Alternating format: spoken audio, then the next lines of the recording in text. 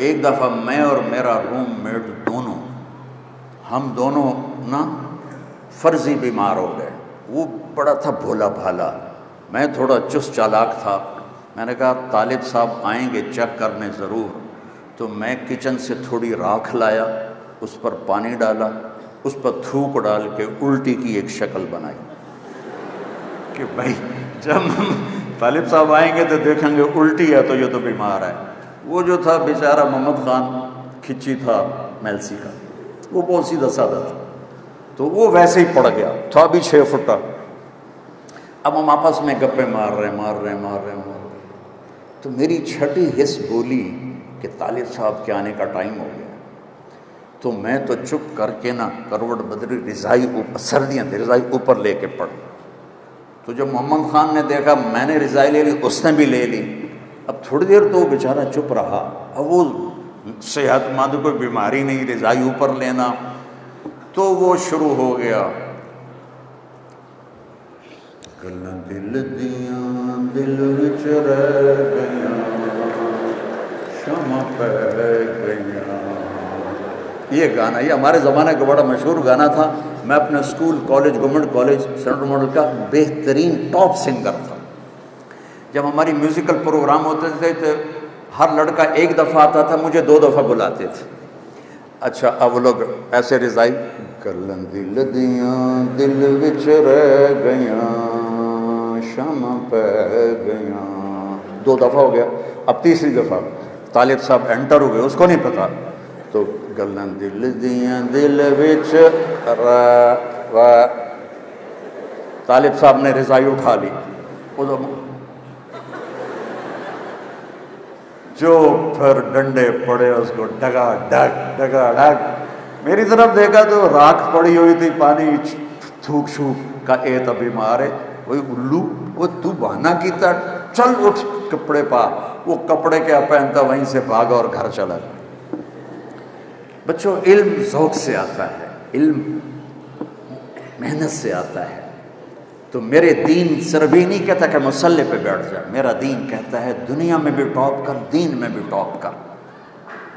دنیا کو بھی ہم خود تراشتے ہیں منازل کے سنگ میل، ہم وہ نہیں ہیں جن کو زمانہ بنا گیا۔ اپنی زندگی کو خوبصورت بناؤ، اور کل کو آپ کی شادیاں ہونے والی ہیں، بچے جوان نکلتے شادی ہوتی ہے۔ میری آخری بات سن لو، کائنات کا سب سے خوبصورت رشتہ خامند اور بیوی ہے۔ کائنات کا سب سے خوبصورت رشتہ خامند اور بیوی ہے۔ اس کی اہمیت والدین سے زیادہ ہے، اولاد سے زیادہ ہے، چاچے تائے سے زیادہ ہے، دادے دادی نانے نانی سے زیادہ ہے، ساس بہو سے زیادہ ہے۔ جوائنٹ فیملی سسٹم کی وجہ سے یہ رشتہ برباد ہوا پڑا ہے اور تباہ ہوا پڑا ہے۔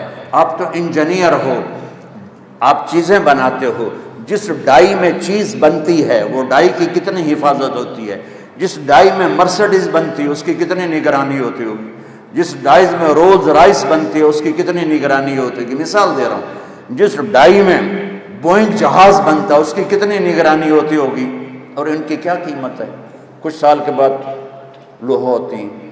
اور کائنات کی سب سے قیمتی جو کیا اس کو کہتے ہیں، جو پروڈکشن ہے، کائنات کی سب سے قیمتی پروڈکشن انسان، اور کائنات کی سب سے قیمتی ڈائی ماں،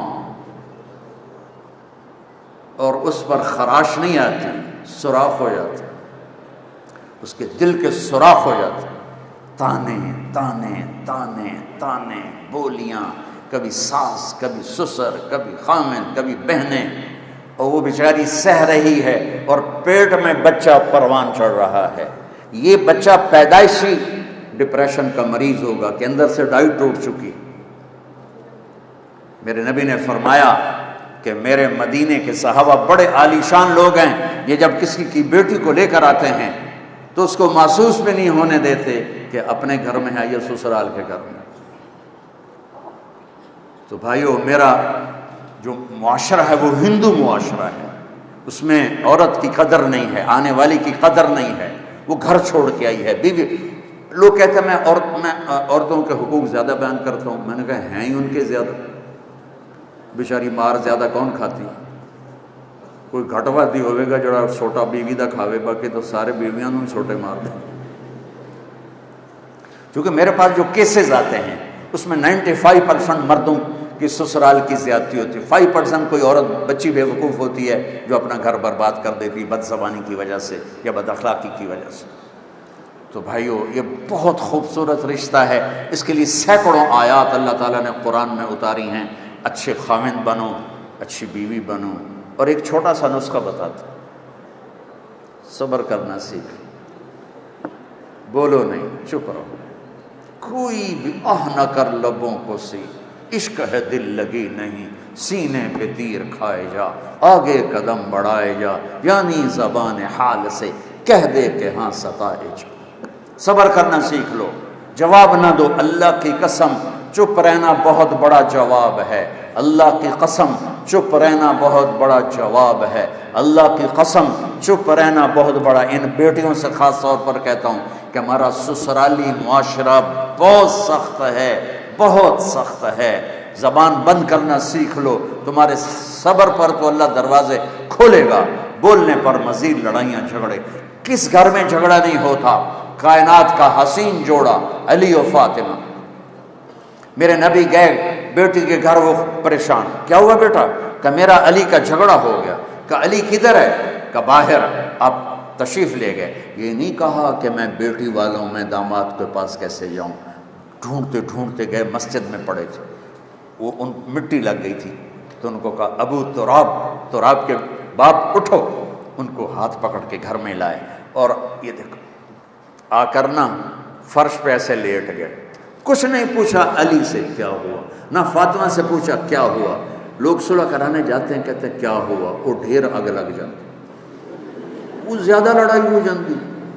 تو میرے نبی نے نہ فاطمہ سے پوچھا نہ علی سے پوچھا، یوں کر کے لیٹ گئے، ادھر علی کو لٹایا، ادھر فاطمہ کو، علی کا ہاتھ پکڑ کے یہاں رکھا، فاطمہ کا ہاتھ پکڑ کے یہاں رکھا، اور اوپر اپنا ہاتھ رکھ کے فرمایا بولو ہماری صلح ہو گئی۔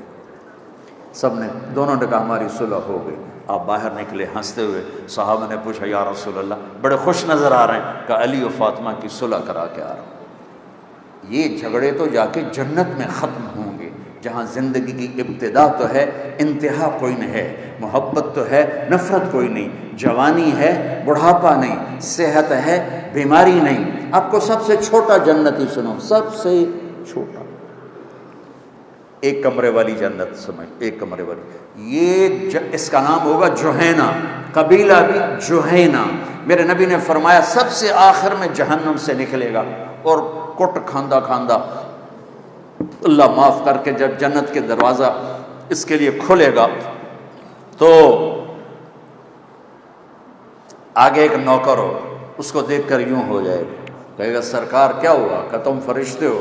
کہے گا میں فرشتہ نہیں، میں آپ کا نوکر ہوں، پوچھو۔ تو آگے چلے گا تو ایسے لائٹ پڑے گی جیسے یہ لائٹ پڑ رہی، تو وہ پھر سجدے میں چلا جائے گا، کہے گا آقا کس کو سجدہ ہے؟ کہا اللہ کو۔ کدھر؟ کا یہ جو نور ہے اللہ کا ہے؟ کہ نہیں، یہ آپ کے گھر کی لائٹ ہے۔ آگے چلے گا 80,000 نوکر اس کو گاڈ آف آنر پیش کریں گے، 80,000 نوکر گاڈ آف آنر، اور کہیں گے آقا آپ کہاں رہ گئے تھے، ہم تو انتظار کر کر تھک گئے۔ کہے گا شکر کرو میں آئی گیا جی، بڑے لطر پہ جی مینوں۔ اور اس کے لیے کارپیٹنگ ہوگی، 40 سال اس پہ چل سکے گا۔ آگے ایسے تخت پر سونے چاندی سرخ یاقوت کا تخت ہوگا۔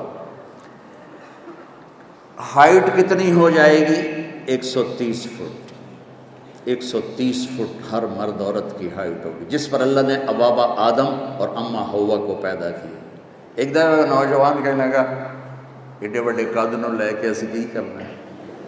میں نے کہا تیرا تو قد ہے 5 فٹ 8 انچ، اور جب تو جنت میں جائے گا تو حور کا قد ہے 130 فٹ۔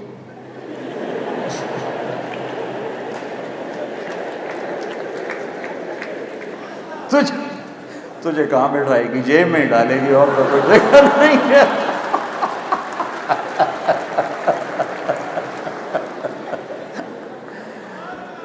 دیکھو بیٹو بیٹیو، ہمارا culture boy friend girl friend نہیں ہے، ہمارا کلچر شادی ہے۔ نکاح ہے اور ماں باپ کی رضامندی کے ساتھ ہے۔ اور ماں باپ سے کہتا ہوں اللہ کے واسطے اولاد کی چاہت کا خیال کرو، جنہوں نے زندگی گزارنی ہے۔ قبول کیا ماں تو نہیں کہتی، بیٹی کہتی، قبول کیا باپ تو نہیں کہتا، بیٹا کہتا ہے۔ تو جس نے قبول کرنا اس کی چاہت تو نہیں، بس ایتھے ہی کرنی، نہیں تو جا ایتھے ہی کرنی، نہیں تو جا اپنے برادری میں کرنی، باہر نہیں کرنی۔ یہ بت توڑ دو اللہ کے واسطے، اپنے بچے بچی کی پسند کا خیال کرو۔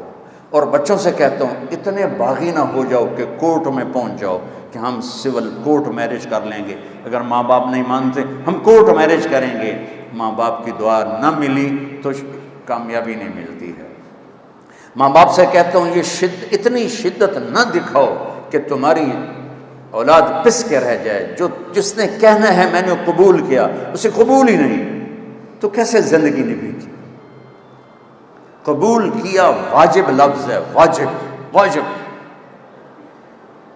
کنواری لڑکی سائن کر دے تو یہ قبول کیا ہے، اور بیوہ یا مطلقہ کی شادی ہو رہی ہو تو سائن کافی نہیں، اسے زبان سے کہنا ہوگا قبول کیا، مرد کو کہنا ہوگا قبول کیا۔ تو جو قبول کر رہا ہے اس کو تو دیکھو کہ کیا اس کو پسند بھی ہے کہ نہیں۔